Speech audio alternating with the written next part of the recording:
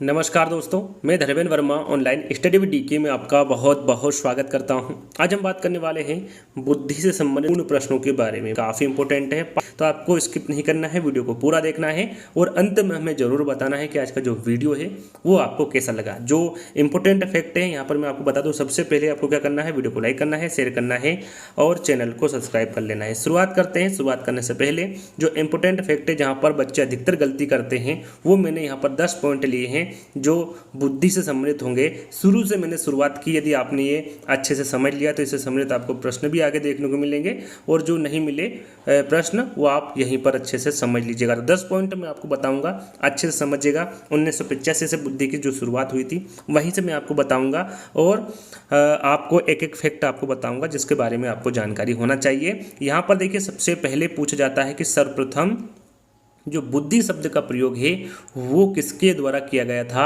और कब किया गया था। इंपॉर्टेंट है, पहला प्रश्न है। आप प्रश्न जैसा इसको मान सकते हैं और हल कर सकते हैं। तो यहाँ पर देखिए, सर्वप्रथम जो बुद्धि शब्द का प्रयोग किया था वो किसके द्वारा किया गया था, फ्रांसीसी गाल्टन के द्वारा किया गया था। यदि सन पूछे कब किया गया था तो 1885 में किया गया था। इंपॉर्टेंट है, सारे के सारे फैक्ट अच्छे से याद कर लीजिएगा। यहाँ पर दूसरा फैक्ट आपका कि 1990 में, यहाँ पर देखिए 85, 90, 1890 इस प्रकार से मैंने पॉइंट रखे गए हैं ताकि आपको सरलता से याद हो जाए। तो 1890 में केटल ने पेंसिल्वेनिया विश्वविद्यालय में मेंटल टेस्ट एंड मैनेजमेंट मानसिक परीक्षण एवं मापन नामक पुस्तक का प्रकाशन किया। यहाँ पर देखिए दो तरह के प्रश्न पूछे जाते हैं कि मानसिक परीक्षण एवं मापन जो पुस्तक है वो किसके द्वारा लिखी गई है। तो याद रखिएगा वो केटल के द्वारा लिखी गई है। कब लिखी गई है, 1890 में लिखी गई। कब लिखी गई है, 1890 में। कहाँ पर लिखी गई है, तो पेंसिल्वेनिया विश्वविद्यालय में लिखी गई है। कौन सी, यदि इंग्लिश में वहाँ पर आ जाए तो आपको याद रखना है मेंटल टेस्ट एंड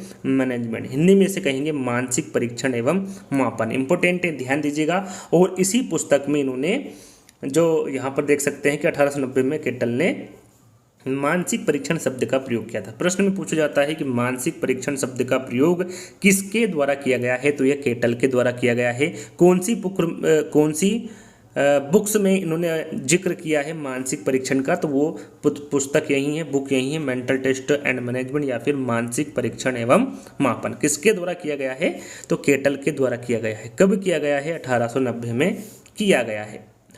आगे बात करते हैं। यहाँ पर देखिए बहुत सारे बच्चे कंफ्यूज हो जाते हैं। यहाँ पर सबसे पहला बुद्धि परीक्षण पूछा जाता है कि सबसे पहला बुद्धि परीक्षण कौन सा है, तो वो है बीने साइमन बुद्धि परीक्षण। कौन सा है, बीने साइमन बुद्धि परीक्षण। कब हुआ था, 1905 में। सन आपको याद रखना है, सन भी पूछा जाता है, 1905 में। यहाँ पर देखिए मानसिक आयु दी हुई है कि सबसे पहले मानसिक आयु शब्द का प्रयोग किसके द्वारा किया गया था, तो याद रखिएगा ये अल्फ्रेड बीने के द्वारा किया गया था। यहाँ पर आपको कंफ्यूज बिल्कुल भी नहीं होना है। यहाँ पर मानसिक परीक्षण पूछे तो आपका राइट आंसर क्या होगा, केटल होगा। और यहाँ पर देख लीजिए, दोनों एक साथ देख लीजिए। मानसिक परीक्षण पूछे तो राइट आंसर आपका केटल होगा और मानसिक आयु पूछे तो आपका सही आंसर क्या होगा, अल्फ्रेड बीने होगा। यहाँ पर बिल्कुल भी आपको कंफ्यूज नहीं होना है। परीक्षण आए तो केटल होगा और आयु आए तो अल्फ्रेड बीने होगा। सन यहाँ पर 1890 होगा और यहाँ पर 1908 होगा। तो आपको इनको छोटी छोटी बातों का ध्यान रखना है। आगे बढ़ते हैं। ज़्यादातर बच्चे गलती यहाँ पर करते हैं कि जो सर्वप्रथम बुद्धि लब्धि का जो सूत्र दिया था, देखिए बुद्धि लब्धि का सूत्र सर्वप्रथम किसके द्वारा दिया गया था और उसको संशोधित किसके द्वारा किया गया था। ये दो प्रश्न पूछे जाते हैं और दोनों में बच्चे अधिकतर गलती करते हैं, तो दोनों को मैं क्लियर कर दूंगा। सबसे पहले यदि सन पूछे तो आपका 1912 होगा। ये इंपॉर्टेंट है कि जो सर्वप्रथम बुद्धि लब्धि या फिर IQ जिसे कहते हैं, इसका जो सूत्र दिया था वो किसके द्वारा दिया था, स्टर्न और कुहलमान के द्वारा। ज़्यादातर जो विकल्प होता है उसमें स्टर्न दिया होता है। ज़्यादातर जो विकल्प होते हैं वो क्या दिया होता है, उसमें स्टर्न दिया होता है, साथ में कुहलमान बहुत कम दिया होता है। लेकिन आपको दोनों नाम याद करना है। स्टर्न और कुहलमान के द्वारा बुद्धि लब्धि का जो सूत्र दिया गया था वो 1912 में दिया था। यहाँ पर देखिए कौन सा बुद्धि लब्धि का सूत्र दिया था वो भी आपको पता होना चाहिए, मानसिक आयु बटे वास्तविक आयु। यहाँ पर देखिए वर्तमान नहीं पूछा गया है। यदि वर्तमान में पूछेंगे तो आगे मैं बताऊंगा क्या होगा वर्तमान में। यहाँ पर सर्वप्रथम जो बुद्धि लब्धि का सूत्र दिया था वो कौन सा है, मानसिक आयु बटे वास्तविक आयु। बस इतना ही बुद्धि लब्धि का सूत्र है जो कि 1912 में सर्वप्रथम स्टर्न और कुहलमान के द्वारा दिया गया था। अब यहाँ पर देखिए अब यहाँ पर एक बात आपको देखना है, सूत्र जो है बुद्धि लब्धि का वो संशोधित सूत्र है, ये किसके द्वारा दिया गया है? तो ये टर्मन के द्वारा दिया गया है, स्टर्न के द्वारा और कुलेमान के द्वारा ये सर्वप्रथम दिया गया था बुद्धि लब्धि का सूत्र। और यहाँ पर संशोधित सूत्र पूछे तो वो टर्मन के द्वारा दिया गया है। कब दिया है? 1916 में। कब दिया है? 1916 में। कौन सा सूत्र दिया है? यहाँ पर आप देख सकते हैं, मानसिक आयु बटे वास्तविक आयु इंटू 100। यहाँ पर इंटू 100 लगा दिया है, तो यहाँ पर ये संशोधित सूत्र हो गया है। तो याद रखिएगा, वर्तमान में पूछ जाए कि वर्तमान में बुद्धि लब्धि का सूत्र क्या होगा, तो मानसिक आयु बटे वास्तविक आयु इंटू 100 होगा। किसके द्वारा दिया गया यहाँ पर सूत्र? तो ये टर्मन के द्वारा दिया गया है। कब दिया गया है? 1916 में। तो ये आपको विशेष ध्यान रखना है, बच्चे ज़्यादातर गलती यहीं पर करते हैं, इसलिए मैंने ये पॉइंट रखे हैं ताकि आपको ये सबसे पहले अच्छे से याद हो जाए, उसके बाद हम आपको प्रश्न की ओर ले चलेंगे। तो यहाँ पर देखिए दो और आते हैं बुद्धि से संबंधित, बेसल वर्ष और टर्मिनल वर्ष। दोनों में बच्चे कन्फ्यूजन होते हैं कि बेसल वर्ष किसे कहते हैं, टर्मिनल वर्ष किसे कहते हैं। तो यहाँ पर आप देख सकते हैं कि जिस अधिकतम आयु स्तर के प्रश्नों को बालक हल कर देता है उसे क्या कहते हैं? बेसल वर्ष कहते हैं। याद रखिएगा, जिस अधिकतम आयु स्तर के प्रश्नों को बालक हल कर देता है उसे क्या कहेंगे? बेसल वर्ष कहेंगे। और जिस आयु स्तर के प्रश्नों को बालक हल नहीं कर पाता है उसे टर्मिनल वर्ष कहा जाता है। जिसको कर देता है उसे बेसल वर्ष कहते हैं, जिसको नहीं करता है उसे टर्मिनल वर्ष कहते हैं। ये प्रश्न भी एग्जाम में पूछे जाते हैं। तो ये 10 पॉइंट मैंने आपको दिए हैं, इनको एक बार और देख लीजिएगा और अच्छे से याद कर लीजिएगा। कुछ प्रश्न इसी में से आएंगे और बाकी के नहीं आएंगे, तो आपको 10 प्रश्न अच्छे से याद कर लेना है। यदि आपको ये वीडियो पसंद आ रहा है तो वीडियो को लाइक करना है, जितने भी आपके पास में ग्रुप है सबको शेयर करना है और चैनल को फटाक से सब्सक्राइब कर लेना है। तो शुरुआत करते हैं। यहाँ पर देखिए पहला प्रश्न है आपका कि भारत में प्रथम बुद्धि परीक्षण किसके द्वारा किया गया था? काफ़ी इंपॉर्टेंट प्रश्न है, भारत में पूछा गया है। ये ध्यान दीजिएगा, पूछा कहाँ पर गया है? भारत में। भाटिया, उषा मेहता, लज्जा शंकर झा या फिर C.H. राइस? आपका सही आंसर होगा C.H. राइस। याद रखिएगा, भारत में जो प्रथम बुद्धि परीक्षण किया गया था ये C.H. राइस के द्वारा किया गया था। कब किया गया था? सन आगे आएगा दूसरे प्रश्न में, फिर भी मैं यहाँ पर आपको बता देता हूँ, 1922 में। याद रखिएगा, भारत में जो प्रथम बुद्धि परीक्षण हुआ था ये 1922 में हुआ था। किसके द्वारा किया गया था? C.H. राइस के द्वारा किया गया था।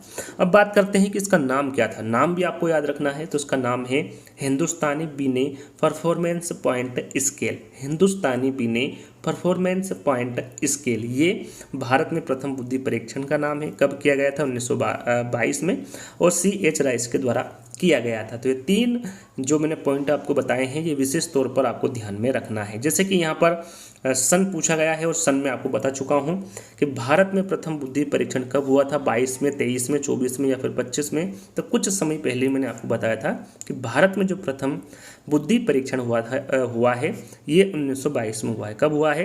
1922 में। किसके द्वारा किया गया है? Doctor C.H. राइस के द्वारा। इसका नाम क्या है इस परीक्षण का? हिंदुस्तानी बिने परफॉर्मेंस पॉइंट स्केल। बार बार मैं क्यों दोहरा रहा हूँ? ताकि आपको इस वीडियो में ही सारे पॉइंट, सारे प्रश्न, सारे उत्तर याद हो जाए। बुद्धि शब्द का प्रयोग सबसे पहले किसके द्वारा किया गया? थोड़ी देर पहले ही मैंने आपको बताया था, बुद्धि शब्द का प्रयोग सबसे पहले किसके द्वारा किया गया? बिने के, साइमन के, गाल्टन के या फिर गेने के। तो ये बुद्धि शब्द का जो प्रयोग है सबसे पहले किसके द्वारा किया गया था? गाल्टन के द्वारा किया गया था। थोड़ी देर पहले मैंने सन भी आपको बताया था, तो कमेंट्स के माध्यम से बताना है कि बुद्धि शब्द का प्रयोग सबसे पहले कब किया था। जैसे गाल्टन के द्वारा किया गया था, लेकिन कब किया था ये मैं आपको शुरू में बता चुका हूं, तो ये कमेंट्स के माध्यम से आपको बताना है। दूसरा प्रश्न है प्रथम बुद्धि परीक्षण किसने किया? यहाँ पर देखिए प्रथम बुद्धि परीक्षण किसके द्वारा किया गया पूछा गया है। टर्मन के द्वारा किया गया है, अल्फ्रेड बिने व साइमन के द्वारा किया गया है, C.H. राइस के द्वारा या फिर गेने के। प्रश्न को आपको ध्यान से पढ़ना है। प्रथम बुद्धि परीक्षण किसके द्वारा किया गया? तो याद रखिएगा ये अल्फ्रेड बिने व साइमन के द्वारा किया गया। अब कौन सा किया गया ये आगे आपको प्रश्नों के माध्यम से बताया जाएगा। आपको ध्यान रखना है प्रथम बुद्धि परीक्षण अल्फ्रेड बिने व साइमन के द्वारा किया गया। मानसिक परीक्षण शब्द का प्रयोग किसके द्वारा किया गया? इसके बारे में भी आपको बता चुका हूं, केटल, गाल्टन, गेने या फिर साइमन।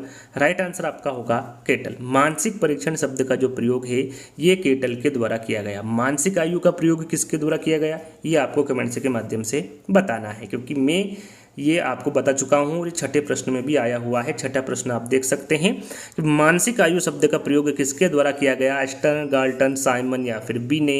राइट आंसर आपका छठे का होगा बीने। यहाँ पर देखिए थोड़ी देर पहले मैंने आपको बताया था मानसिक परीक्षण का जो प्रयोग है वो किसके द्वारा किया गया था, केटल के द्वारा। मानसिक आयु शब्द का प्रयोग किसके द्वारा किया गया है, तो ये बीने के द्वारा किया गया है। चलिए सातवां प्रश्न है आपका, C.H. राइस ने बीने साइमन बुद्धि परीक्षण का भारतीय अनुकूलन किया तथा परीक्षण का क्या नाम रखा। पहले प्रश्न में मैंने कब किया, किसके द्वारा किया गया और उस परीक्षण का क्या नाम था, तीनों के बारे में आपको जानकारी दी थी। यदि आपने वहां पर ध्यानपूर्वक सुना होगा तो यहाँ पर आसानी से आप आंसर बता सकते हैं। राइस स्केल है, बीने फॉर्मेट है, हिंदुस्तानी बीने परफॉर्मेंस पॉइंट स्केल है या फिर हिंदुस्तानी बीने स्केल है। तो शुरू में मैंने आपको बताया था हिंदुस्तानी बीने परफॉर्मेंस पॉइंट स्कूल। यहाँ पर तीसरा वाला विकल्प आपका सही होगा, ये नाम था परीक्षण का। अगला प्रश्न है आठवां, बुद्धि परीक्षण में मानसिक आयु शब्द बीने ने कब जोड़ा। जैसा कि मैंने आपको बताया था मानसिक आयु शब्द का जो सर्वप्रथम प्रयोग किया था वो बीने के द्वारा किया गया था। सन भी मैंने आपको बताया था, ध्यान होगा तो यहाँ पर आप लगा सकते हैं 1905, 1906, 1907 या फिर 1908। राइट आंसर आपका होगा 1908। बुद्धि परीक्षण में जो मानसिक आयु शब्द जोड़ा गया था बीने के द्वारा वो 1908 में जोड़ा गया था। अगला प्रश्न है, थॉर्नडाइक ने बुद्धि के कितने प्रकार बताए हैं। थॉर्नडाइक ने बुद्धि के कितने प्रकार बताए हैं, 1, 2, 3 या फिर 4। आपका सही आंसर होगा 3। थॉर्नडाइक ने बुद्धि के कितने प्रकार बताए हैं, 3 प्रकार बताए हैं। पहला है मूर्त बुद्धि, दूसरा है अमूर्त बुद्धि और तीसरा है सामाजिक बुद्धि। ये 3 प्रकार की बुद्धि बताई है थॉर्नडाइक ने। तीनों बुद्धि के बारे में आपको जानकारी होना चाहिए क्योंकि प्रश्न इस प्रकार से भी पूछा जा सकता है कि थॉर्नडाइक ने जो बुद्धि बताई है उसमें से कौन सी बुद्धि नहीं है। 3 दे देंगे और एक विकल्प ऐसा देंगे जो कि थॉर्नडाइक ने जो बुद्धि के प्रकार बताए हैं वो उसमें नहीं होगा। तो इस प्रकार के प्रश्न भी आगे आपसे पूछे जाएंगे तो आपको ध्यान देना है। मूर्त बुद्धि, अमूर्त बुद्धि और सामाजिक बुद्धि, ये 3 प्रकार की बुद्धि थॉर्नडाइक द्वारा बताई गई है। 10वां प्रश्न है, बुद्धि सीखने की योग्यता है। यहाँ पर जो कथन है ये किसके द्वारा दिया गया है, स्पीयरमैन, स्टर्न, टर्मन या फिर बकिंघम। तो बुद्धि सीखने की योग्यता है, यहाँ पर जो कथन दिया गया है ये बकिंघम के द्वारा दिया गया है। तो तीसरा वाला विकल्प आपका सही होगा। बुद्धि का एक कारक सिद्धांत किसने दिया। यहाँ पर देखिए जितने भी सिद्धांत हैं बुद्धि के, जैसे कि एक कारक सिद्धांत, द्विकारक सिद्धांत, त्रिकारक सिद्धांत, बहुकारक सिद्धांत, समूह कारक सिद्धांत, प्रतिदर्श सिद्धांत, पदानुक्रम सिद्धांत, त्रिआयाम सिद्धांत और भी जो सिद्धांत है, त्रितत्व, त्रिचापी सिद्धांत, संज्ञानात्मक विकास का सिद्धांत, तो ये सभी मैं आपको एक एक करके यानी कि 14-15 जो इंपॉर्टेंट सिद्धांत है एक एक करके मैं आपको बता दूंगा। यहाँ पर एक कारक सिद्धांत के बारे में पूछा गया है, ये किसके द्वारा दिया गया है, स्पीयरमैन, गाल्टन, साइमन, बीने, टर्मन और स्टर्न। तो यहाँ पर देखिए बुद्धि का जो एक कारक सिद्धांत है ये अल्फ्रेड बीने के द्वारा दिया गया है। यहाँ पर देखिए टर्मन और स्टर्न तो बहुत कम दिए जाते हैं विकल्प में, अल्फ्रेड बीने ज़्यादातर दिया जाता है विकल्प में। तो बीने आपको याद रख लेना है, अल्फ्रेड बीने के द्वारा बुद्धि का एक कारक सिद्धांत दिया गया है। कब दिया गया है, तो ये 1911 को दिया गया है। कब दिया गया है, 1911 को दिया गया है। और ये बीने कहाँ के रहने वाले थे, तो ये फ्रांस के रहने वाले थे। याद रखिएगा जो एक कारक सिद्धांत हैं इसे एक खंड का सिद्धांत, एक तत्व का सिद्धांत, एक घटक का सिद्धांत, एक इकाई का सिद्धांत और निरंकुशवादी सिद्धांत के नाम से भी एक कारक सिद्धांत को इस नाम से भी जाना जाता है। यहाँ पर देखिए एक प्रश्न और पूछा जाता है कि बुद्धि का सबसे प्राचीन सिद्धांत कौन सा है। ऐसा प्रश्न एग्जाम में पूछा जाता है कि बुद्धि का प्राचीन सिद्धांत कौन सा है, तो वो एक कारक सिद्धांत। याद रखिएगा एक कारक सिद्धांत ये बुद्धि का प्राचीन सिद्धांत है, तो ये आपको ध्यान में रखना है। चलिए, किसने एक कारक सिद्धांत को निरंकुशवादी सिद्धांत माना है। जैसा कि मैंने आपको बताया था कि एक कारक सिद्धांत को निरंकुशवादी सिद्धांत भी कहा जाता है। ये किसके द्वारा माना गया है, जॉनसन, पियाजे, टर्मन या फिर मन। याद रखिएगा ये जो निरंकुशवादी सिद्धांत माना है ये जॉनसन के द्वारा माना है। किसके द्वारा माना है, जॉनसन ने इस सिद्धांत को निरंकुशवादी सिद्धांत माना है। चलिए आगे बढ़ते हैं। 13वां प्रश्न है, बुद्धि पहचानने तथा सीखने की शक्ति है। यहाँ पर जो कथन दिया गया है ये किसके द्वारा दिया गया है, स्पीयरमैन, स्टर्न, गाल्टन या फिर बकिंघम। तो यहाँ पर जो ये कथन दिया गया है ये गाल्टन के द्वारा दिया गया कथन है कि बुद्धि पहचानने तथा सीखने की शक्ति है। चलिए, यहाँ पर जैसे मैंने आपको बताया था कि जो बुद्धि का एक कारक सिद्धांत है वो अल्फ्रेड बीने के द्वारा दिया गया है। यहाँ पर बुद्धि का द्विकारक सिद्धांत पूछा गया है, ये किसके द्वारा दिया गया है? स्पीयरमैन, बीने, साइमन या फिर गाल्टन। तो ये जो जो बुद्धि का द्विकारक सिद्धांत है ये किसके द्वारा दिया गया है? तो ये स्पीयरमैन के द्वारा दिया गया है। यहाँ पर बुद्धि का द्विकारक से इन्होंने जो द्विकारक बताया है, पहला है जी कारक और दूसरा है एस कारक। यहाँ पर एक और प्रश्न पूछा जाता है त्रिकारक के बारे में कि जो बुद्धि का त्रिकारक सिद्धांत है वो किसके द्वारा दिया गया है? तो याद रखिएगा वो भी स्पीयरमैन के द्वारा ही दिया गया है। द्विकारक सिद्धांत और त्रिकारक सिद्धांत ये दोनों ही स्पीयरमैन के द्वारा दिए गए सिद्धांत हैं। चलिए, 15वां प्रश्न है, जैसा कि मैंने अभी आपको बताया बुद्धि का त्रिकारक सिद्धांत ये किसके द्वारा दिया गया है? तो ये भी स्पीयरमैन के द्वारा ही दिया गया है। ये याद आपको रखना है कब दिया गया है। यदि ये पूछे तो आपसे द्विकारक के बारे में पूछे तो वो दिया गया है आपका 1904 में। याद रखिएगा 1904 में द्विकारक सिद्धांत दिया है और 1911 में त्रिकारक सिद्धांत दिया है। ये आपको विशेष रूप से ध्यान रखना है।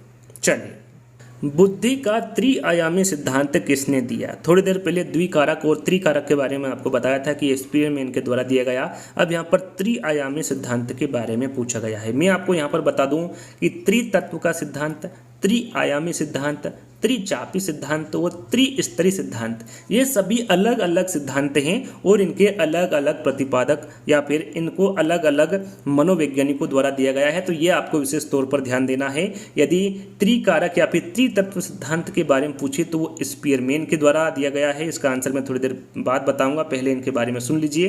त्रिचापी सिद्धांत ये किसके द्वारा दिया गया है? तो ये रॉबर्ट स्टनबर्ग के द्वारा दिया गया है। और त्रिस्तरीय सिद्धांत के बारे में पूछे तो ये कैरोल द्वारा दिया गया है। किसके द्वारा?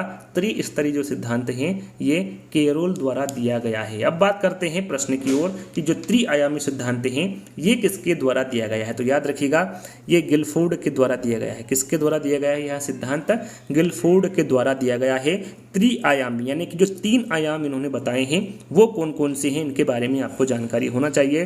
पहला है समक्रिया जिसे प्रक्रिया भी कहा जाता है, दूसरा है विषय वस्तु और तीसरा है उत्पादन जिसे परिणाम भी कहा जाता है। ये त्रिआयामी सिद्धांत गिलफोर्ड के द्वारा दिया गया है। बात करते हैं कि जो त्रिआयामी सिद्धांत हैं इसे और किन किन नामों से जाना जाता है इसके बारे में भी आपको पता होना चाहिए। तो याद रखिएगा जो ये सिद्धांत हैं इसे बुद्धि संरचना के सिद्धांत के नाम से जाना जाता है, सक्रिया विषय वस्तु उत्पाद सिद्धांत के नाम से जाना जाता है, बुद्धि का संरचनावादी सिद्धांत के नाम से जाना जाता है, बुद्धि का प्रतिरूप या प्रतिमान सिद्धांत के नाम से जाना जाता है और इसे 3D थ्योरी के नाम से भी त्रिआयामी सिद्धांत को जाना जाता है। एक और प्रश्न पूछा जाता है कि बुद्धि संरचना मॉडल किसके द्वारा दिया गया?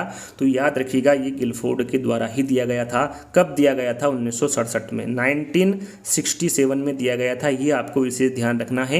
एक और प्रश्न पूछा जाता है कि इसके अंतर्गत यानी कि बुद्धि का जो त्रिआयामी सिद्धांत है जो गिलफोर्ड द्वारा दिया गया है इसमें इन्होंने कितने कारक बताए हैं ये पूछा जाता है। तो याद रखिएगा 120 कारक बताए। कितने? 120 कारक बताए हैं गिलफोर्ड के द्वारा त्रिआयामी सिद्धांत में। तो ये जितने भी मैंने आपको पॉइंट बताए हैं ये आपको ध्यान में रखना है और इन्हें याद कर लेना है। चलिए आगे बात करते हैं। बुद्धि कार्य करने की एक विधि है, यहाँ कथन किसका है? स्पीयरमैन का है, स्टर्न का है, गाल्टन का है या फिर वुडवर्थ का है? यदि आपको वीडियो पसंद आ रहा है इसी प्रकार से यदि आपको और आगे वीडियो चाहिए तो आप कमेंट से के माध्यम से बता सकते हैं। इस वीडियो को ज़्यादा से ज़्यादा शेयर कर सकते हैं। तो यहाँ पर पूछा गया है कि बुद्धि कार्य करने की एक विधि है, यहाँ पर जो कथन दिया गया है ये किसके द्वारा दिया गया है? तो ये वुडवर्थ के द्वारा दिया गया कथन है। अब आपको यहाँ पर बताना है कि बुद्धि का बहुकारक सिद्धांत ये किसके द्वारा दिया गया? गिलफोर्ड, थॉर्नडाइक, पियाजे या फिर थ्रस्टन? तो बुद्धि का जो बहुकारक सिद्धांत है ये थॉर्नडाइक के द्वारा दिया गया। इंपोर्टेंट है। ये कहाँ के रहने वाले थे? तो ये अमेरिका के रहने वाले थे। तो याद रखिएगा बहुकारक सिद्धांत थॉर्नडाइक के द्वारा दिया गया। चलिए अगला प्रश्न है, बालू का सिद्धांत बुद्धि के किस सिद्धांत को कहा जाता है? एक कारक सिद्धांत, बहुकारक सिद्धांत, त्रिकारक सिद्धांत या फिर त्रिआयामी सिद्धांत। तो यहाँ पर बालू का सिद्धांत पूछा गया है, तो ये बहुकारक सिद्धांत को कहा जाता है। याद रखिएगा, थोड़ी देर पहले मैंने आपको बताया था कि बहुकारक सिद्धांत किसके द्वारा दिया गया है, तो ये थॉर्नडाइक के द्वारा दिया गया है और इस सिद्धांत को बालू का सिद्धांत भी कहा जाता है। यहाँ पर मैं आपको बता दूं कि इन्होंने अपने सिद्धांत की तुलना बालू के ढेर से की है और इस सिद्धांत को बालू का सिद्धांत या फिर परमाणुवादी सिद्धांत भी कहते हैं। कौन से सिद्धांत को? बहुकारक सिद्धांत को। किसके द्वारा दिया गया है, तो ये थॉर्नडाइक के द्वारा दिया गया सिद्धांत है। अगला प्रश्न है, सत्य या तथ्य के दृष्टिकोण से उत्तम प्रतिक्रियाओं की शक्ति ही बुद्धि है। यहाँ पर कथन दिया हुआ है, परिभाषा दी हुई है, किसके द्वारा दी गई है? थॉर्नडाइक, स्टर्नर, रॉफेल या फिर मन। तो यहाँ पर आपका सही आंसर होगा थॉर्नडाइक। जो दी गई परिभाषा है ये थॉर्नडाइक के द्वारा दी गई परिभाषा है। गिलफोर्ड ने अपना जो प्रयोग है, प्रयोग में कितने आयाम बताएं? गिलफोर्ड ने अपने प्रयोग में कितने आयाम बताएं? 1, 2, 3 या फिर 4। तो यहाँ पर गिलफोर्ड ने कौन सा सिद्धांत दिया है, कितने आयाम बताए हैं, कौन कौन से आयाम बताए हैं, ये सारी चीज़ों का यानी कि सारी बातों का जिक्र मैं आपसे कर चुका हूँ। फिर से एक बार बता देता हूँ कि गिलफोर्ड ने जो अपने प्रयोग में आयाम बताए हैं वो कितने बताए हैं? 3 बताए हैं। कौन कौन से बताए हैं, कौन सा इन्होंने सिद्धांत दिया है? तो उन्होंने त्रिआयामी सिद्धांत दिया है जिसमें 3 आयाम बताए हैं। समक्रिया, जिसे प्रक्रिया भी कहते हैं, विषय वस्तु और उत्पादन या फिर परिणाम, ये 3 इन्होंने आयाम बताए हैं जिनके बारे में आपको जानकारी होना चाहिए। तो आगे बढ़ते हैं। अगला प्रश्न है, निम्न में से कौन सा आयाम गिलफोर्ड के सिद्धांत का नहीं है? अभी मैंने आपको गिलफोर्ड का जो त्रिआयामी सिद्धांत है उनके 3 आयाम जो बताए हैं उनके बारे में आपको बताया है। यदि आपको पता होगा तो आप डायरेक्टली आंसर बता सकते हैं कि प्रबलन। देखिए, समक्रिया, विषय वस्तु और उत्पाद, ये तीनों के बारे में मैंने अभी थोड़ी देर पहले जिक्र किया था। ये तीनों ही जो त्रिआयाम सिद्धांत गिलफोर्ड के द्वारा दिया गया है उस सिद्धांत के अंतर्गत आते हैं। प्रबलन नहीं आता है, तो बी वाला विकल्प आपका सही होगा। अनुभव के अनुसार लाभ उठाने की योग्यता ही बुद्धि है, यह कथन किसका है? बर्ट का, स्टर्न का, डियरबोर्न का या फिर मन का? तो यहाँ पर जो दिया गया कथन है ये डियरबोर्न का कथन है कि अनुभव के अनुसार लाभ उठाने की योग्यता ही बुद्धि है। बुद्धि का समूह कारक सिद्धांत, यहाँ पर देखिए समूह कारक सिद्धांत के बारे में आपको बताना है। ये किसकी द्वारा दिया गया? मैंने शुरू में आपको बताया, एक कारक सिद्धांत अल्फ्रेड बीने के द्वारा दिया गया, द्विकारक त्रिकारक स्पीयरमैन के द्वारा दिया गया, उसके बाद में बहुकारक का सिद्धांत थॉर्नडाइक के द्वारा दिया गया। ये सभी सिद्धांत में थोड़ी देर पहले ही आपको बताया हूँ। यहाँ पर अब समूह कारक सिद्धांत के बारे में आपको बताना है किसके द्वारा दिया गया, गिलफोर्ड, थॉर्नडाइक, पियाजे या फिर थर्स्टन। तो यहाँ पर आपका सही आंसर होगा थर्स्टन। जो बुद्धि का समूह कारक सिद्धांत है ये थर्स्टन के द्वारा दिया गया। कब दिया गया? तो ये 1938 में दिया गया। कब दिया गया? 1938 में दिया गया। एक बात और आपको ध्यान में रखना है कि इस सिद्धांत को प्राथमिक मानसिक योग्यता का सिद्धांत भी कहते हैं। प्रश्न में पूछा जाता है कि प्राथमिक मानसिक योग्यता का जो सिद्धांत है वो किसे कहा जाता है? तो वो थर्स्टन का सिद्धांत समूह कारक सिद्धांत को कहा जाता है। याद रखिएगा, सन भी आपको ध्यान रखना है, 1938। बुद्धि इन 4 शब्दों में निहित है, ज्ञान, आविष्कार, निर्देश और आलोचना। यह कथन किसका है? यहाँ पर जो कथन दिया हुआ है ये किसका है? स्पीयरमैन का, बीने का, साइमन का या फिर गाल्टन का? याद रखिएगा, यहाँ पर जो दिया गया कथन है ये बीने का कथन है। किसका कथन है? ये बीने का कथन है। चलिए अगला प्रश्न है, तरल ठोस बुद्धि का सिद्धांत। अब यहाँ पर तरल ठोस बुद्धि का सिद्धांत बाकी में अब जिक्र नहीं करूँगा, जो सिद्धांत बता दिया हूँ। यहाँ पर तरल ठोस बुद्धि के सिद्धांत के बारे में आपको बताना है कि ये किसके द्वारा दिया गया? केटल, थॉर्नडाइक, पियाजे या फिर थर्स्टन। तो यहाँ पर आपका 26 का सही आंसर होगा केटल। याद रखिएगा, इंपॉर्टेंट है। तरल ठोस बुद्धि का जो सिद्धांत है ये केटल के द्वारा दिया गया। कब दिया गया? 1963 में। 1963 में तरल ठोस बुद्धि का सिद्धांत केटल के द्वारा, आरबी केटल के द्वारा दिया गया। अगला प्रश्न है, बुद्धि का पदानुक्रम सिद्धांत। अब यहाँ पर आपको बुद्धि का पदानुक्रम सिद्धांत बताना है। ये किसके द्वारा दिया गया? बर्ट, पियाजे, मन या फिर थॉर्नडाइक। तो याद रखिएगा, ये जो दिया गया है ये सिरिल बर्ट। याद रखिएगा, सिरिल बर्ट के साथ में वर्णन का नाम भी आता है। बर्ट के साथ में यदि वर्णन का नाम आए तो भी आप राइट क्लिक कर दीजिएगा, वो सही होगा आपका। सिरिल बर्ट तथा वर्णन के द्वारा ही बुद्धि का पदानुक्रम सिद्धांत दिया गया है। कब दिया गया है? तो ये दिया है 1965 में। कब दिया है? 1965 में दिया गया है। अगला प्रश्न है बुद्धि अच्छी तरह निर्णय करने, समझने एवं तर्क करने की योग्यता है, ये किसके द्वारा दिया गया कथन है? केटल, थॉर्नडाइक, पियाजे या फिर बर्ट? राइट आंसर आपका होगा बर्ट। जो दिया गया कथन है ये सिरिल बर्ट के द्वारा दिया गया कथन है। बुद्धि का क व ख, ये पूछा गया प्रश्न है, क व ख सिद्धांत या फिर ए व बी जो सिद्धांत हैं ये किसके द्वारा दिया गया है? पियाजे, बर्नन या फिर थॉर्नडाइक? तो यहाँ पर जो दिया गया कथन है बुद्धि का क व ख सिद्धांत, ये हेब के द्वारा दिया गया कथन है। बुद्धि का प्रतिदर्श सिद्धांत, यदि आपको ये सिद्धांत यहाँ पर याद नहीं हो रहे हैं तो मैंने एक आपको ट्रिक दी थी, शायद आपने देखी होगी, उसमें लगभग 1.3 मिलियन उसमें व्यू आ चुके हैं, यानी कि लगभग बहुत सारे बच्चे उस वीडियो को देख चुके हैं। यदि आपने उस ट्रिक को नहीं देखा है तो उसको देख लीजिएगा, आपको अच्छे से समझ में आ जाएगा। बुद्धि का प्रतिदर्श सिद्धांत थॉमसन, स्पीयरमैन, साइमन बिने किसके द्वारा दिया गया है? तो याद रखिएगा ये थॉमसन के द्वारा दिया गया है। कब दिया गया था? तो ये 1955 में दिया गया था। कब दिया गया था? 1955 में थॉमसन द्वारा बुद्धि का प्रतिदर्श सिद्धांत दिया गया। अगला प्रश्न है बुद्धि का त्रितंत्र या फिर त्रिचापी का सिद्धांत। इसके बारे में आपको पहले ही बता चुका हूँ कि जो त्रिचापी का सिद्धांत है ये किसके द्वारा दिया गया है, आपको याद रखना है। त्रिचापी सिद्धांत को त्रितंत्र सिद्धांत भी कहते हैं। तो इसे साइमन द्वारा दिया गया, पियाजे, स्टनबर्ग या फिर थॉर्नडाइक? राइट आंसर आपका यहाँ पर होगा रॉबर्ट स्टनबर्ग। याद रखिएगा रॉबर्ट स्टनबर्ग के द्वारा बुद्धि का त्रितंत्र या फिर त्रिचापी सिद्धांत दिया गया, ये आपको ध्यान में रखना है। अब यहाँ पर देखिए त्रिचापी या फिर त्रितंत्र का मतलब होता है, इन्होंने 3 तंत्र बताए हैं, 3 घटक बताए हैं स्टनबर्ग ने। कौन कौन से बताए हैं उसके बारे में आपको पता होना चाहिए। पहला है घटकी या फिर विश्लेषणात्मक बुद्धि, चाहे तो घटकी कह लीजिए या फिर विश्लेषणात्मक बुद्धि कह लीजिए। दूसरा है अनुभाविक या फिर सृजनात्मक बुद्धि। तीसरा है सांदर्भिक या फिर व्यावहारिक बुद्धि। ये 3 प्रकार के तंत्र या फिर 3 प्रकार के घटक इन्होंने बताए हैं जिनके बारे में आपको जानकारी होना चाहिए। जैसा कि यहाँ पर आप देख सकते हैं, यदि आपको इन तीनों घटकों के बारे में पता होगा तो आसानी से आंसर लगा सकते हैं कि निम्न में से कौन सा घटक स्टनबर्ग का नहीं है। समक्रिया, विश्लेषणात्मक घटक, सृजनात्मक घटक या फिर व्यावहारिक घटक। तो अभी मैंने आपको बताया था विश्लेषणात्मक घटक, सृजनात्मक घटक और व्यावहारिक घटक, ये तीनों ही घटक किसके अंतर्गत आते हैं? स्टनबर्ग के अंतर्गत आते हैं। समक्रिया, समक्रिया ये स्टनबर्ग के अंतर्गत नहीं आता है। ये किसके अंतर्गत आता है? थोड़ी देर पहले मैंने आपको बताया था, ये गिलफोर्ड का जो त्रिआयामी सिद्धांत है, जो उन्होंने 3 आयाम बताए हैं उसमें समक्रिया है। तो ये गिलफोर्ड का जो त्रिआयामी सिद्धांत है उसके अंतर्गत समक्रिया आता है, ना कि स्टनबर्ग के। तो यहाँ पर पहला वाला विकल्प आपका बिल्कुल सही होगा। अगला प्रश्न है बुद्धि आलोचनात्मक ढंग से सोचने की प्रक्रिया है।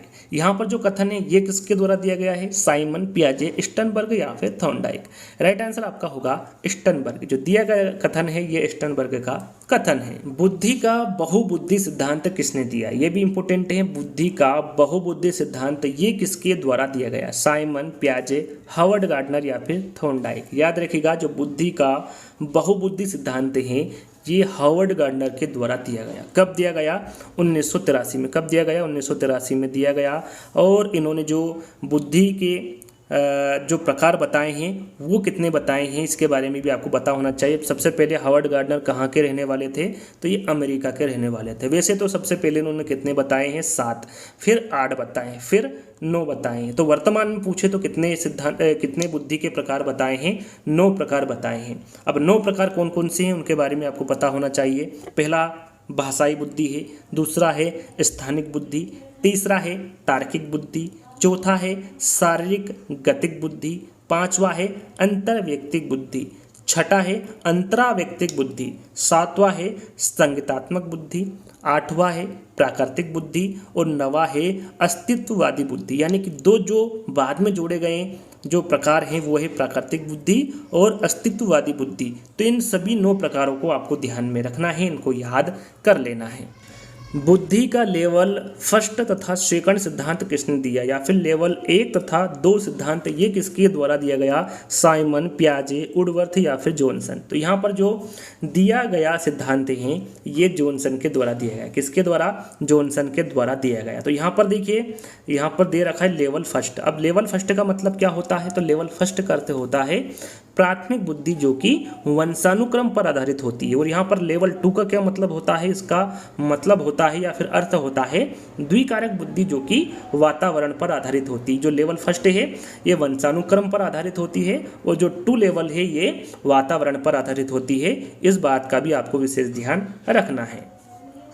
नवीन परिस्थितियों को झेलने की मस्तिष्क की नमनीयता बुद्धि है, यहाँ कथन किसका है? यहाँ पर जो दिया गया कथन है ये किसका है? गिलफोर्ड का है, मन का है, पियाजे का है या फिर थ्रस्टन का है? तो यहाँ पर जो दिया गया कथन है ये मन का कथन है। तो याद रखिएगा, नवीन परिस्थितियों को झेलने की मस्तिष्क की नमनीयता बुद्धि है, यहाँ कथन मन के द्वारा दिया गया।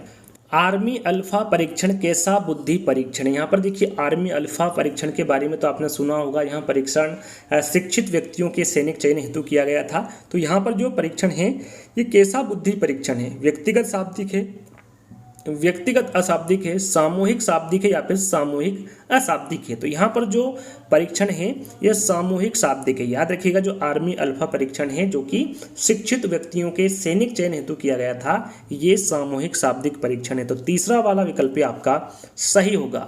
देखिए यहाँ पर आर्मी अल्फा और आर्मी बीटा जो परीक्षण है दोनों ही बुद्धि परीक्षण अलग अलग हैं। तो इस प्रकार से आपको अलग अलग याद रखना है कि आर्मी बीटा परीक्षण ये किस प्रकार का बुद्धि परीक्षण है।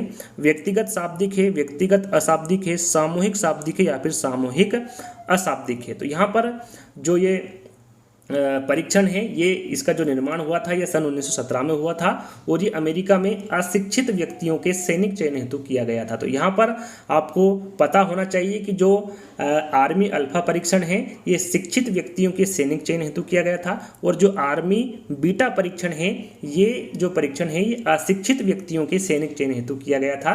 तो यहाँ पर आपको पता होना चाहिए कि जो आर्मी अल्फा परीक्षण है वो सामूहिक शाब्दिक बुद्धि परीक्षण है और यहाँ पर जो आर्मी बीटा परीक्षण है ये सामूहिक अशाब्दिक परीक्षण है, बुद्धि परीक्षण है। तो इसका विशेष ध्यान आपको रखना है। यहाँ पर डी वाला विकल्प आपका सही होगा। यहाँ पर मैंने कुछ IQ रखे गए हैं बालक के कि किस श्रेणी में होंगे। इस प्रकार से प्रश्न 3-4 आपको मिलेंगे जिसके बारे में आपको पता होना चाहिए। जैसे कि 140 से अधिक IQ वाला जो बालक है उसे आप किस श्रेणी में रखेंगे या फिर किस श्रेणी में होगा? प्रतिभाशाली बुद्धि, मूर्ख बुद्धि, सामान्य बुद्धि या फिर जड़ बुद्धि? तो यहाँ पर 140 से अधिक IQ वाला जो बालक होगा वो जो रहेगा वो प्रतिभाशाली बुद्धि वाला बालक रहेगा। यहाँ पर देखिए प्रतिशत भी पूछा जाता है, कितना प्रतिशत होगा?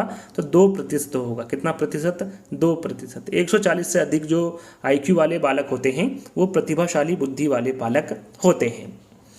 उसके बाद आते हैं 90 से 110। 90 से 110 IQ वाले जो बालक होते हैं उनको आप किस श्रेणी में रखेंगे? प्रतिभाशाली बुद्धि, मूर्ख बुद्धि, सामान्य बुद्धि या फिर जड़ बुद्धि? 90 से 110 तो ये जो होते हैं ये सामान्य बुद्धि वाले बालक होते हैं, जिसे औसत बुद्धि भी कहा जाता है। औसत बुद्धि आए विकल्प में या फिर सामान्य बुद्धि आए, दोनों ही आपके राइट आंसर होंगे। 90 से 110 IQ वाले जो बालक होते हैं वो सामान्य बुद्धि वाले होते हैं। और कितने प्रतिशत होते हैं? तो याद रखिएगा ये 50% होते हैं। सामान्यतः कितने होते हैं? 50% होते हैं। 80 से 90। अब 80 से 90 के बारे में बात कर लेते हैं कि 80 से जो 90 वाले IQ वाले बालक होते हैं उनको आप किस श्रेणी में रखेंगे? मंद बुद्धि, मूर्ख बुद्धि, सामान्य बुद्धि या फिर जड़ बुद्धि? तो 80 से 90 के बारे में पूछा गया है तो इसे आप किस श्रेणी में रखेंगे? मंद बुद्धि वाले बच्चों की श्रेणी में रखेंगे, जिसे पिछड़ी बुद्धि भी कहा जाता है। मंद बुद्धि आए विकल्प में या फिर पिछड़ी बुद्धि आए, दोनों ही आपका सही होगा, दोनों ही विकल्प सही होंगे। प्रतिशत कितना होगा? तो ये प्रतिशत इसका होगा 16%। याद रखिएगा 80 से 90 IQ वाले जो बालक होते हैं उसे मंद बुद्धि या फिर पिछड़ी बुद्धि वाले बालक की श्रेणी में रखा जाता है। अब बात करते हैं 110 से 120। 110 से 120 IQ वाले बालक ये किस श्रेणी में होते हैं? प्रतिभाशाली बुद्धि, मूर्ख बुद्धि, सामान्य बुद्धि, तीव्र बुद्धि? तो यहाँ पर देखिए प्रतिभाशाली के बारे में आपको बता चुका हूँ, सामान्य बुद्धि के बारे में बता चुका हूँ। तो मूर्ख बुद्धि और तीव्र बुद्धि दोनों में आपका आंसर छुपा हुआ है। अब कौन सा आंसर होगा 110 से 120 में? तो याद रखिएगा इसे आप रखेंगे तीव्र बुद्धि में। 110 से 120 वाले जो बालक होते हैं ये तीव्र बुद्धि वाले होते हैं। इसे श्रेष्ठ बुद्धि भी कहा जाता है, प्रखर बुद्धि भी कहा जाता है और उत्तम बुद्धि भी कहा जाता है। यानी कि तीव्र बुद्धि की जगह श्रेष्ठ बुद्धि आ जाए, प्रखर बुद्धि आ जाए या फिर उत्तम बुद्धि आ जाए, आपका सही आंसर होगा। प्रतिशत में बात करें तो इसका जो प्रतिशत होता है वो कितना होता है? 16% होता है। चलिए अगला प्रश्न है संवेगात्मक बुद्धि का जनक कौन है। यहाँ पर देखिए संवेगात्मक बुद्धि काफ़ी इंपॉर्टेंट है। संवेगात्मक बुद्धि से काफ़ी प्रश्न पूछे जाते हैं। डेनियल गोलमैन है, बिने है, बेसलर है या फिर वुडवर्थ है। तो याद रखिएगा संवेगात्मक बुद्धि के जो जनक माने जाते हैं वो डेनियल गोलमैन को माना जाता है। तो डेनियल गोलमैन यहाँ पर आपका सही आंसर होगा। चलिए अगला प्रश्न है संवेगात्मक बुद्धि शब्द का प्रयोग किसने किया था। यहाँ पर देखिए प्रयोग के बारे में पूछा गया है कि संवेगात्मक बुद्धि शब्द का सर्वप्रथम प्रयोग किसके द्वारा किया गया था। बेसलर, वुडवर्थ, बिने, डॉक्टर जॉन मेयर तथा पीटर। तो ये किया गया था डॉक्टर जॉन मेयर तथा पीटर। यहाँ पर ध्यान देना है संवेगात्मक बुद्धि शब्द का प्रयोग किसके द्वारा किया गया था। तो ये जॉन मेयर तथा पीटर के द्वारा किया गया था। स्टैनफोर्ड बीने परीक्षण, स्टैनफोर्ड बीने परीक्षण किसके द्वारा दिया गया था। टर्मन, बीने, बेसलर या फिर वुडवर्थ। ये भी इंपॉर्टेंट प्रश्न है, आपको पता होना चाहिए कि जो स्टैनफोर्ड बीने परीक्षण है ये टर्मन के द्वारा दिया गया। किसके द्वारा दिया गया। टर्मन के द्वारा दिया गया परीक्षण है। व्यक्तिगत बुद्धि परीक्षण ये किसके द्वारा दिया गया। हेली, बीने, बेसलर या फिर वुडवर्थ। तो व्यक्तिगत बुद्धि परीक्षण है ये जो दिया गया था ये अल्फ्रेड बीने के द्वारा दिया गया था। किसके द्वारा। अल्फ्रेड बीने के द्वारा दिया गया था। थॉर्नडाइक के अनुसार बुद्धि का प्रकार नहीं है। जैसा कि मैंने आपको बताया था 3 प्रकार आपको थॉर्नडाइक के अनुसार बुद्धि के मैंने आपको बताए थे। एक प्रकार नहीं है, वो कौन सा नहीं है। अमूर्त बुद्धि, संवेगात्मक बुद्धि, सामाजिक बुद्धि या फिर गत्यात्मक बुद्धि। तो यहाँ पर आपने यदि 3 प्रकार सुने होंगे, याद रखे होंगे, तो यहाँ पर आप बता सकते हैं संवेगात्मक बुद्धि ये बुद्धि का प्रकार नहीं है। थॉर्नडाइक संवेगात्मक बुद्धि किसके द्वारा दिया गया है। तो ये गोलमैन के द्वारा दिया गया है। थोड़ी देर पहले मैंने आपको बताया था। अगला प्रश्न है साइमन बुद्धि परीक्षण कितने वर्ष तक के बालकों के लिए था। साइमन बुद्धि परीक्षण ये कितने वर्ष तक के बालकों के लिए था। 2 से 12 वर्ष, 3 से 15 वर्ष, 4 से 12 वर्ष या फिर 5 से 15 वर्ष। तो राइट आंसर आपका यहाँ पर होगा 3 से 15 वर्ष। साइमन बुद्धि परीक्षण ये 3 से 15 वर्ष तक के बालकों के लिए था। यहाँ पर आपका सामूहिक बुद्धि परीक्षण शाब्दिक के जो प्रतिपादक है वो कौन है। बीने है, पियाजे है, आर्थर एस ऑर्टिस है या फिर स्टर्न है। तो यहाँ पर जो सामूहिक बुद्धि परीक्षण के जो प्रतिपादक होंगे वो आर्थर एस ऑर्टिस होंगे। यहाँ पर तीसरा वाला विकल्प आपका बिल्कुल सही होगा। जैसा कि मैंने आपको बताया थोड़ी देर पहले कि जो 50वां प्रश्न जो क्यूज के तौर पर आपको दिया जाएगा 50 लिखकर आपको बताना है कि इसका सही आंसर क्या होगा। ए होगा, बी होगा, सी होगा या फिर डी होगा। बुद्धि का विकास कितनी आयु तक होता है। 17 वर्ष, 18 वर्ष, 19 वर्ष या फिर 20 वर्ष। ये आपको कमेंट्स के माध्यम से बताना है कि जो बुद्धि का विकास है ये कितने आयु तक होता है। तो इसके बारे में आपको कमेंट्स के माध्यम से बताना है। थॉर्नडाइक के अनुसार बुद्धि का प्रकार नहीं है। यहाँ पर देखिए सबसे पहले आपको पता होना चाहिए कि थॉर्नडाइक ने बुद्धि के कितने प्रकार बताए हैं। तो याद रखिएगा थॉर्नडाइक ने बुद्धि के कितने प्रकार बताए हैं। 3 प्रकार बताए हैं। आगे इसके बारे में भी आपको जानकारी दी जाएगी। आप कौन कौन से 3 प्रकार। पहला है आपका अमूर्त बुद्धि, सामाजिक बुद्धि और यांत्रिक बुद्धि जिसे गत्यात्मक बुद्धि भी कहते हैं। तो यहाँ पर आपको समझ में आ गया होगा कि अमूर्त बुद्धि, सामाजिक बुद्धि और गत्यात्मक बुद्धि। जो गत्यात्मक बुद्धि है इसे यांत्रिक बुद्धि भी कहा जाता है। यदि यहाँ पर यांत्रिक बुद्धि भी आ जाए तो आपका सही आंसर होगा। तो यहाँ पर पूछा गया है कि थॉर्नडाइक के अनुसार बुद्धि का प्रकार कौन सा नहीं है। तो संवेगात्मक बुद्धि, संवेगात्मक बुद्धि ये थॉर्नडाइक के अनुसार बुद्धि का प्रकार नहीं है। कितने प्रकार बताए हैं। 3 प्रकार। तीनों प्रकारों के बारे में आपको पता होना चाहिए। आपको क्यूज के तौर पर प्रश्न दे रहा हूं कि जो संवेगात्मक बुद्धि है ये किसके द्वारा दी गई। वैसे तो आगे बताऊंगा लेकिन अभी आपको आंसर देना है। यहाँ पर दूसरा प्रश्न है आपका बीने साइमन मापनी का जो निर्माण है ये किस वर्ष में हुआ था। 1900 में हुआ था, 1906 में हुआ था, 1905 में हुआ था या फिर 1907 में हुआ था। तो यहाँ पर जो बीने साइमन मापनी का जो निर्माण है ये 1905 में हुआ था। कब हुआ था। 1905 में। एक प्रश्न और पूछा जाता है, वैसे आगे आएगा, कि बीने साइमन मापनी में जो पहली मापनी थी या फिर बीने साइमन मापनी में कितने प्रश्न रखे गए थे। तो याद रखिएगा 30 प्रश्न रखे गए थे। कितने। 30 प्रश्न। उसके बाद 49 प्रश्न रखे गए थे। आगे मैं आपको बताऊंगा। तो ध्यान रखना है, आगे प्रश्न पूछा जाएगा तो मैं आंसर नहीं बताऊँ उसके पहले आपको उसका आंसर दे देना है। तो यहाँ पर तीसरा प्रश्न है आपका बीने साइमन स्केल 1908 के अंतर्गत कितने वर्ष तक के बालकों को परीक्षण के लिए रखा गया। पहला परीक्षण कब हुआ था। 1905 में हुआ था और दूसरा कब हुआ था। 1908 में। तो ये जो परीक्षण हुआ था इसके अंतर्गत कितने वर्ष तक के बालकों को परीक्षण के लिए रखा गया था ये पूछा गया है। 13, 12, 11 या फिर 10। तो यहाँ पर आपका राइट आंसर होगा 13। याद रखिएगा बीने साइमन स्केल 1908 के अंतर्गत जो 13 वर्ष के बच्चे होते हैं उनको परीक्षण के लिए रखा गया था। तो पहला वाला विकल्प आपका सही होगा। अगला प्रश्न, मानसिक आयु का प्रयोग सर्वप्रथम निम्न में से किस मापदंड में किया गया था। यहाँ पर देखिए मापदंड पूछा गया है। जो पहला परीक्षण हुआ था वो 1905 में हुआ था, लेकिन उसमें मानसिक आयु का प्रयोग नहीं हुआ था। किस में हुआ था? 1908 में। बीने साइमन माप ने 1908 में मानसिक आयु का प्रयोग सर्वप्रथम किया गया था। ये याद आपको ध्यान में रखना है। तो बी वाला विकल्प आपका सही होगा। चलिए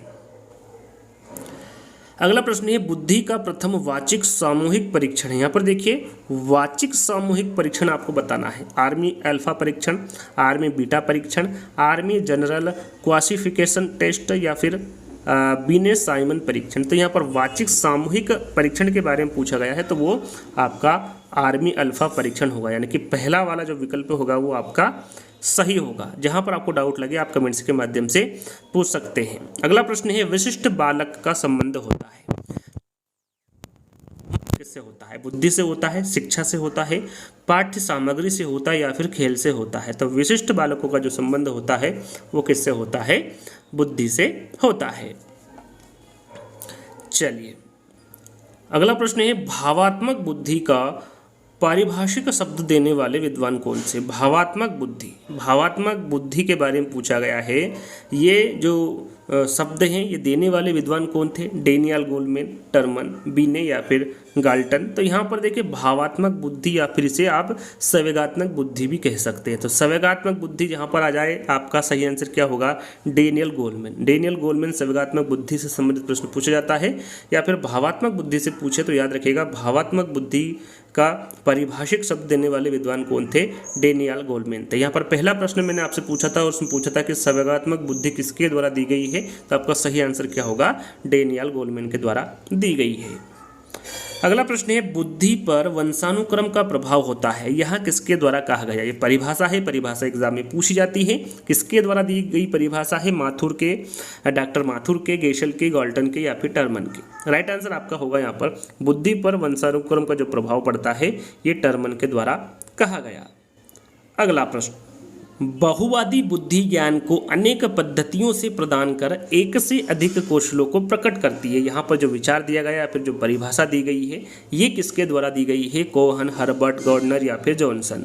तो यहाँ पर जो दी गई परिभाषा है ये गार्डनर के द्वारा दी गई परिभाषा है। गार्डनर के द्वारा कौन सा सिद्धांत दिया गया इसके बारे में आपको पता होना चाहिए। तो इन्होंने बहुआयामी बुद्धि या फिर उसको जो त्रिआयामी सिद्धांत भी कहते हैं ये किसके द्वारा दिया गया? तो गार्डनर के द्वारा दिया गया है। और यहाँ पर जो विचार है ये भी गार्डनर के द्वारा ही दिया गया विचार है। गार्डनर ने बुद्धि के कितने प्रकार बताए? अभी मैंने आपको बताया गार्डनर ने कौन सा सिद्धांत दिया है? बहुआयामी सिद्धांत दिया है। इन्होंने कितने प्रकार बताए बुद्धि के ये भी आपको पता होना चाहिए, 4, 6, 9 या फिर 10। तो याद रखिएगा गार्डनर ने बुद्धि के कितने प्रकार बताए हैं? 9 प्रकार बताए हैं। 9 प्रकार कौन कौन से? पहला है भाषायिक बुद्धि, दूसरा है तार्किक गणितीय बुद्धि, तीसरा है स्थानिक बुद्धि, चौथा है शारीरिक गतिक बुद्धि, पांचवा है समगीतिक बुद्धि, छठा है व्यक्तिगत आत्मन बुद्धि, सातवां है व्यक्तिगत अन्य बुद्धि, आठवां है प्राकृतिक बुद्धि और नवा है अस्तित्ववादी बुद्धि। ये 9 प्रकार के इन्होंने बुद्धि के जो प्रकार है वो बताया। तो 9 प्रकार आपको पता होना चाहिए। चलिए पास एलांग टेस्ट का विकास जो है ये किसके द्वारा किया गया है? अलेक्जेंडर, बिनेट, मॉर्गन या फिर टेलर। यहाँ पर देखिए पास एलांग टेस्ट के बारे में पूछा गया है। इसका जो विकास है ये किसके द्वारा किया गया है? तो इसका जो विकास है ये WP अलेक्जेंडर के द्वारा किया गया है। तो यहाँ पर पहला वाला विकल्प आपका सही होगा। व्यवहारिक बुद्धि का अर्थ है कि बुद्धि संस्कृति का उत्पाद होती है। यहाँ पर जो कथन है या फिर जो परिभाषा है ये किसके द्वारा दी गई है? स्टनबर्ग के, वाइगोत्स्की के, सेलोवी के या फिर मेयर के। तो यहाँ पर जो दी गई परिभाषा है ये स्टनबर्ग के द्वारा दी गई परिभाषा है। अगला प्रश्न, बीने साइमन परीक्षण द्वारा मापन किया जाता है। जो बीने साइमन परीक्षण है इसके द्वारा किसका मापन किया जाता है पूछा गया है? सृजनात्मक बुद्धि का, अभिवृत्ति का, बुद्धि का या फिर अभिक्षमता का। तो बीने साइमन परीक्षण द्वारा बुद्धि का मापन किया जाता है। किसका? बुद्धि का। तीसरा वाला विकल्प आपका सही होगा। व्यावहारिक बुद्धि को कहा जाता है, जो व्यावहारिक बुद्धि है इसे क्या कहा जाता है? मूर्त बुद्धि कहा जाता है, अमूर्त बुद्धि कहा जाता है, संज्ञानात्मक योग्यता कहा जाता है या फिर सामाजिक बुद्धि कहा जाता है। तो याद रखिएगा जो व्यावहारिक बुद्धि होती है इसे मूर्त बुद्धि कहा जाता है। क्या कहा जाता है? मूर्त बुद्धि कहा जाता है। सामाजिक नियमों व कानूनों के विरुद्ध व्यवहार करने वाला बालक कहलाता है। सामाजिक नियमों व कानूनों के जो विरुद्ध व्यवहार करने वाला बालक है उसे क्या कहते हैं? पिछड़ा बालक, मंदबुद्धि बालक, जड़ बुद्धि बालक या फिर बाल अपराधी बालक। तो यहाँ पर देखिए जो सामाजिक नियम होते हैं, कानून के विरुद्ध व्यवहार करता है, उस बालक को क्या कहते हैं? बाल अपराधी बालक कहते हैं। तो डी वाला विकल्प ही आपका बिल्कुल सही होगा। हम में से कुछ लोग, कुछ जो लंबे हैं तथा कुछ जो छोटे हैं, कुछ जो गोरे हैं तथा कुछ जो काले हैं, कुछ लोग मजबूत हैं तथा कुछ कमजोर हैं। यहाँ पर जो कथन दिया गया है ये किस स्थापित सिद्धांत पर आधारित है? यहाँ पर आपको सिद्धांत बताना है किस पर आधारित है। बुद्धि व लैंगिक विभिन्नता पर आधारित है, बुद्धि व प्रजाति विभिन्नता पर आधारित है, व्यक्तिक विभिन्नता पर आधारित है या फिर व्यक्तिक प्रगतिशीलता पर आधारित है। तो यहाँ पर आपका सही आंसर होगा, यदि आप देखेंगे तो ये क्या है? व्यक्तिक विभिन्नता है। तो व्यक्तिक विभिन्नता पर यह आधारित है, व्यक्तिक विभिन्नता सिद्धांत पर यह आधारित है। तो तीसरा वाला विकल्प यहाँ पर आपका सही होगा। अगला प्रश्न है बुद्धि समावेश करती है, किसका करती है? अपसारी चिंतन का, समालोचित चिंतन का, अभिसारी चिंतन का या फिर विचारशील चिंतन का। जो बुद्धि है वो किसको समावेशित करती है पूछा गया है। तो याद रखिएगा ये अभिसारी चिंतन को समावेशित करती है बुद्धि। तो यहाँ पर अभिसारी चिंतन यानी कि तीसरा वाला विकल्प आपका सही होगा। अगला प्रश्न है संवेगात्मक बुद्धि बुद्धि लब्धि से अधिक महत्वपूर्ण क्यों? पुस्तक के लेखक कौन है? काफ़ी इंपोर्टेंट पुस्तक पूछा जाता है। तो याद रखिएगा जहाँ पर संवेगात्मक आ जाए आप आंख बंद करके गोलमेन पर टिक कर दीजिएगा, क्योंकि संवेगात्मक बुद्धि में जो उन्होंने पुस्तक लिखी या फिर किसके द्वारा यहाँ सिद्धांत दिया गया है संवेगात्मक बुद्धि का, तो ये डेनियल गोलमेन के द्वारा दिया गया है। और जो पुस्तक है संवेगात्मक बुद्धि बुद्धि लब्धि से अधिक महत्वपूर्ण क्यों, यहाँ पुस्तक भी डेनियल गोलमेन के द्वारा ही लिखी गई है। निम्न में से किस मनोवैज्ञानिकों ने संवेगात्मक बुद्धि पर काम किया है? Harvard gardener, John D mayor व पीटर साल्वे, डेनियल गोलमेन या फिर उपरोक्त सभी। यहाँ पर पूछा गया है कि किसने कौन से मनोवैज्ञानिक है जिन्होंने संवेगात्मक बुद्धि पर काम किया है। तो याद रखिएगा हार्वर्ड गार्डनर ने भी किया है, जॉन डी मेयर व पीटर साल्वे ने भी किया है और डेनियल गोलमेन के द्वारा भी किया गया है। तो यहाँ पर आपका 69 का सही आंसर होगा। उपरोक्त सभी तीनों ने ही संवेगात्मक बुद्धि पर काम किया है। बुद्धि इन 4 शब्दों में निहित है, ज्ञान, आविष्कार, निर्देश और आलोचना। यह कथन किस मनोवैज्ञानिक का है? यहाँ पर पूछा गया है कि बुद्धि इन 4 शब्दों में निहित है, ज्ञान, आविष्कार, निर्देश और आलोचना। यहाँ पर जो कथन है, जो परिभाषा है, ये किस मनोवैज्ञानिक द्वारा दी गई है? स्पीयरमैन, थॉर्नडाइक, रायबर्न या फिर अल्फ्रेड बी ने। राइट आंसर आपका यहाँ पर होगा अल्फ्रेड बी ने। याद रखिएगा इंपोर्टेंट यहाँ पर कथन है, बुद्धि इन 4 शब्दों में निहित है, ज्ञान, आविष्कार, निर्देश और आलोचना। यहाँ पर जो बताया गया है, जो कथन है, ये अल्फ्रेड बी के द्वारा कहा गया है।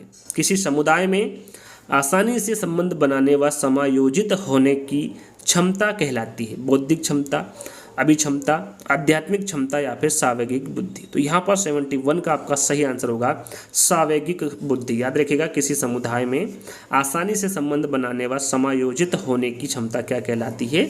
सावेगिक बुद्धि कहलाती है। अगला प्रश्न है संवेगात्मक बुद्धि को लोकप्रिय बनाने का श्रेय किसे जाता है? गोलमेन को, मेयर को, पीटर को या फिर थॉर्नडाइक को। तो सभी को पता है कि संवेगात्मक बुद्धि को लोकप्रिय बनाने का जो श्रेय है ये डेनियल गोलमेन को जाता है। तो यहाँ पर पहला वाला विकल्प आपका सही होगा। बुद्धि की गुणवत्ता स्नायु तंतुओं की मात्रा पर निर्भर करती है। बुद्धि की मात्रा सिद्धांत से संबंधित यहाँ पर जो कथन दिया गया है ये किसका है? टर्मन का, थॉर्नडाइक का, स्पीयरमैन का या फिर केली का। तो यहाँ पर जो दिया गया कथन है ये थॉर्नडाइक के द्वारा दिया गया कथन है। निम्नलिखित में से बौद्धिक वातावरण को प्रभावित करने वाला सबसे महत्वपूर्ण कारक कौन सा है? यहाँ पर देखिए बौद्धिक वातावरण को प्रभावित करने वाला सबसे महत्वपूर्ण कारक पूछा गया है। विद्यालय का वातावरण, परिवार का वातावरण, आस पड़ोस का वातावरण या फिर सांस्कृतिक वातावरण। तो यहाँ पर आपका सही आंसर होगा विद्यालय का वातावरण। यहाँ पर देखिए बौद्धिक वातावरण के बारे में पूछा गया है, तो ये विद्यालय का वातावरण प्रभावित करने वाला सबसे महत्वपूर्ण कारक है।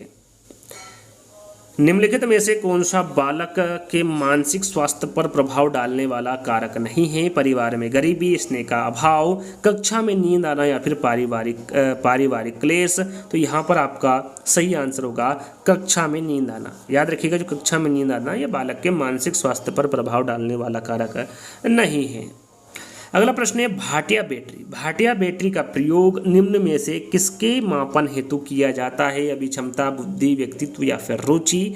राइट आंसर आपका 76 का होगा बुद्धि। याद रखिएगा, भाटिया बैटरी का जो प्रयोग है ये बुद्धि मापन हेतु किया जाता है।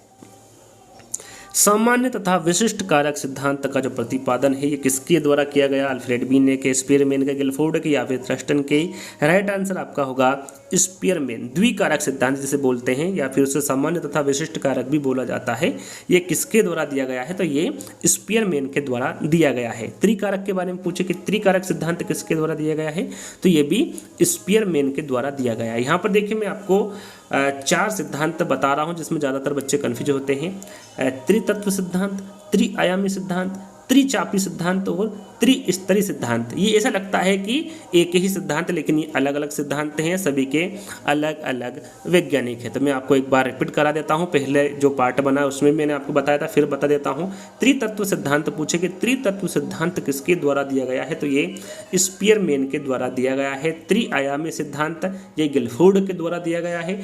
त्रिचापी सिद्धांत ये रॉबर्ट स्टनबर्ग के द्वारा दिया गया है। और जो त्रिस्तरीय सिद्धांत हैं ये केरोल के द्वारा दिया गया है। तो ये 4 सिद्धांत हैं जिसमें ज़्यादातर बच्चे कन्फ्यूज होते हैं, तो इसमें आपको कन्फ्यूज नहीं होना है। जो मैंने आपको बताया उसी को आपको याद कर लेना है। तो यहाँ पर आपको स्पष्ट हो गया ये सामान्य तथा विशिष्ट कारक सिद्धांत ये या फिर जो द्विकारक का सिद्धांत है ये स्पीयरमैन के द्वारा दिया गया।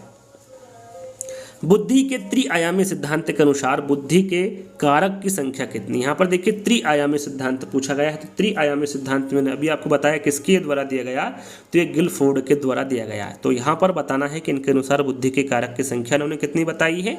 90, 110, 135 या फिर 120। तो यहाँ पर आपका सही आंसर होगा 120। याद रखिएगा, बुद्धि के त्रिआयामी सिद्धांत के अनुसार बुद्धि के कारक की संख्या इन्होंने कितनी बताई है? 120 बताई है।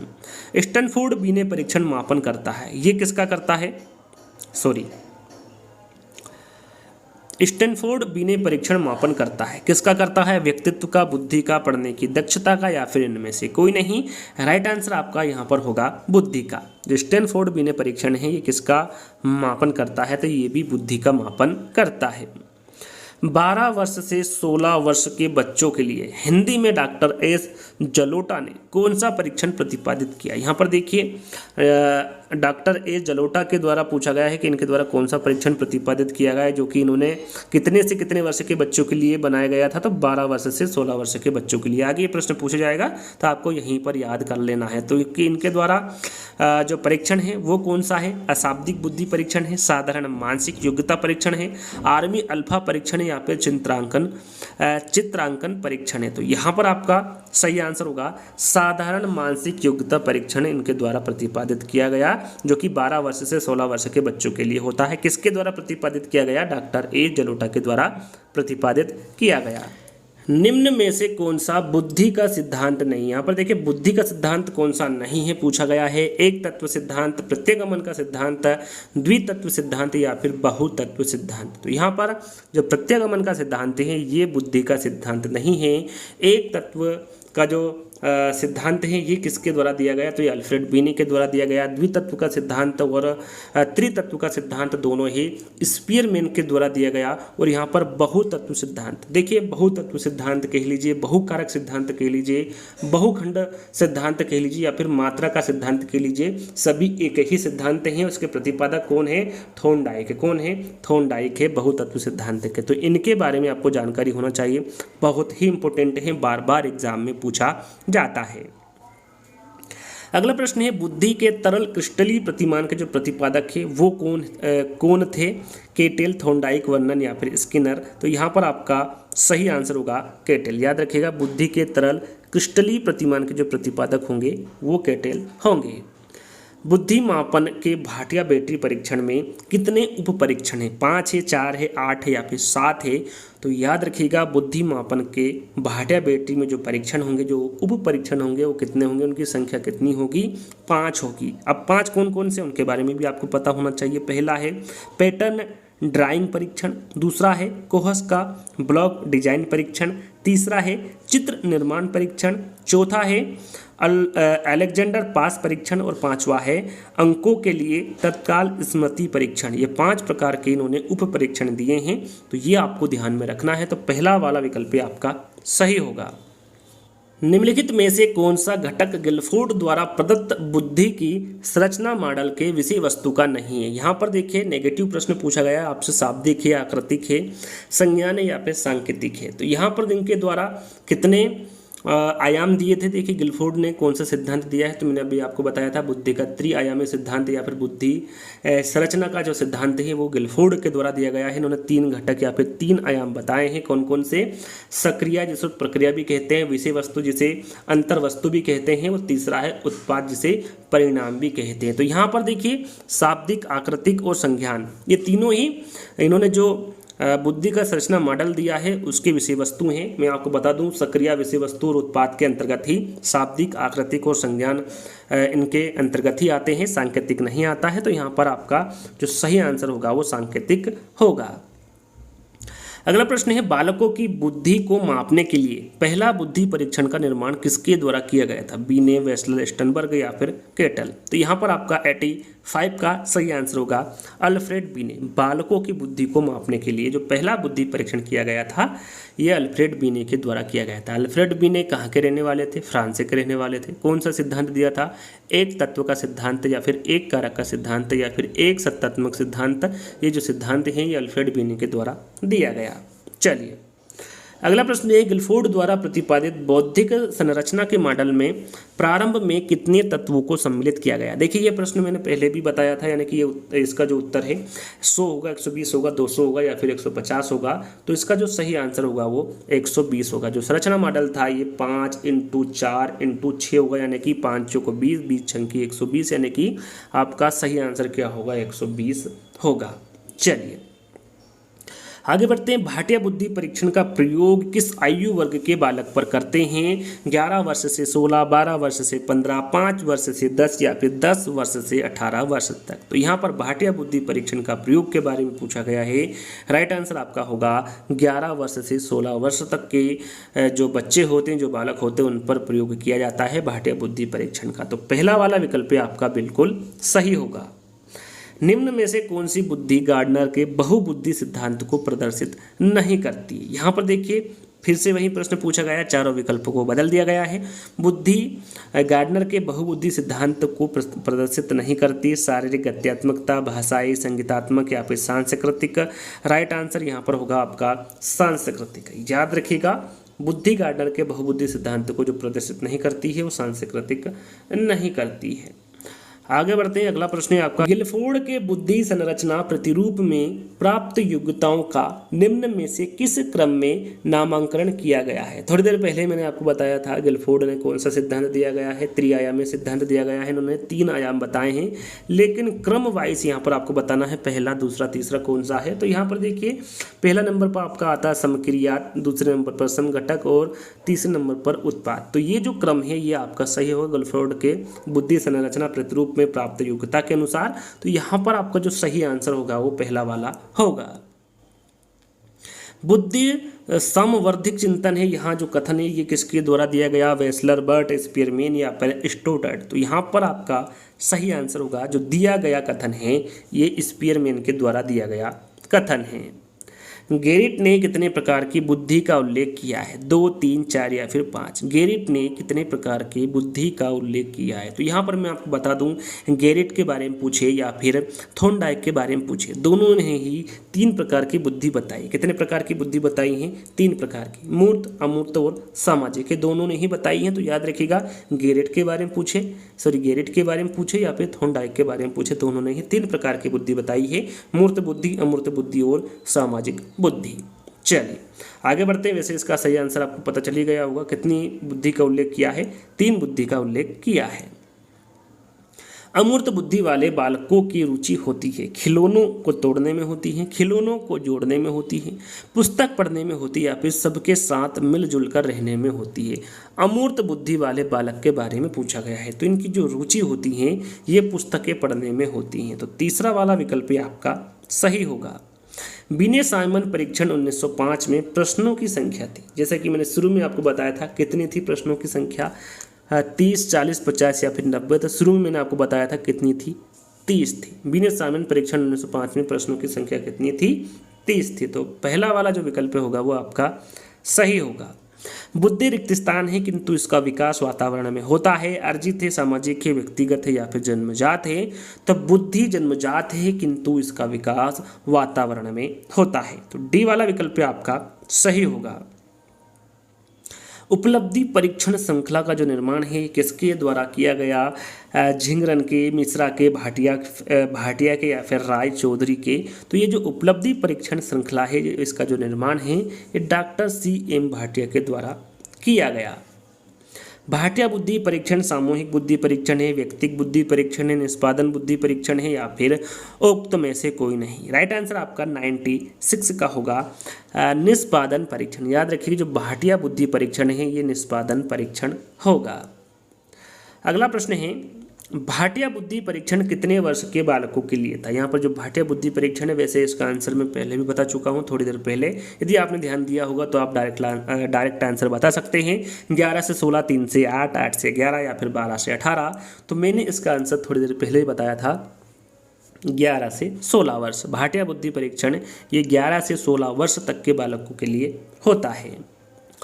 बुद्धिलब्धि विसर्जन का प्रयोग किया गया था। विसर्जन का मतलब ये अंतिम जो बुद्धिलब्धि है वो कौन सा है, वेस्लर वेलेक्यू परीक्षण है, स्टैनफोर्ड बीने संशोधन है, स्टैनफोर्ड बीने संशोधन 1916 1937 है या फिर बीने साइमन स्केल 1908। तो यहाँ पर आप देख सकते हैं जो ज़्यादा वर्ष का है वही विसर्जन होगा, बुद्धिलब्धि विसर्जन। तो यहाँ पर स्टैनफोर्ड बीने संशोधन जो 1937 में हुआ था, संशोधन हुआ था, ये विसर्जन यानी कि अंतिम था बुद्धिलब्धि। तो यहाँ पर स्टैनफोर्ड बीने संशोधन 1937 आपका सही आंसर होगा। बी वाला विकल्प आपका सही होगा। बुद्धि नई और विभिन्न परिस्थितियों में अच्छी प्रकार से समायोजन की योग्यता है। यहाँ पर जो कथन है, यहाँ पर जो परिभाषा है ये किसके द्वारा दी गई, वेगनन के, क्रूज के, कॉल्विन के या फिर बकिंघम के। तो यहाँ पर जो आपका 99 का आंसर होगा वो क्रूज होगा। जो दी गई कथन है, जो दिया गया कथन है ये क्रूज के द्वारा दिया गया कथन है।